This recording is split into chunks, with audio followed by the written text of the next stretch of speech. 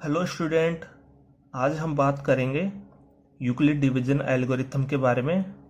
तो ये हमें क्या कहता है कि any positive integer A can be divided by another positive integer B in such a way that it leave a remainder R that is smaller than B.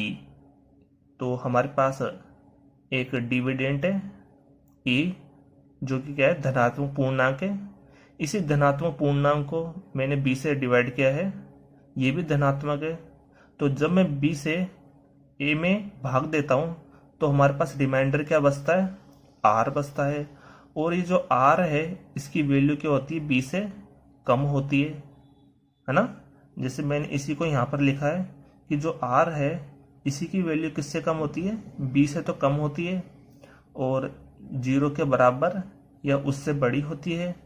इसी को मैंने हिंदी में लिखा है कि एक धनात्मक पूर्णांक a को किसी धनात्मक पूर्णांक b से इस प्रकार विभाजित किया जा सकता है कि शेषफल r प्राप्त हो जो b से छोटा हो। जैसे मैंने 8 में 2 का भाग दिया है, तो जैसे मैं 2 से इसे डिवाइड करता हूँ 8 को, तो हमारे पास क्वेश्चन क्या आता है 4 और रिमाइंडर क्या आता है 0। तो मैंने आपको कहा था कि जो हमारे पास रिमाइंडर आता है उसकी वैल्यू या तो 0 होगी या 2 से कम होगी। तो देखो हमारी वैल्यू जो 0 आई है वो 2 से कम है, रिमाइंडर की वैल्यू 0 है जो 2 से कम है ना। तो ए का मतलब क्या होता है, डिविडेंड। इसी को भाज्य बोलते, बी को डिवाइजर बोलते जिसे भाजक कहते, क्यू को क्वोशंट कहते और हिंदी में भागफल कहते, आर को रिमाइंडर कहते जिसे हिंदी में शेषफल कहते हैं।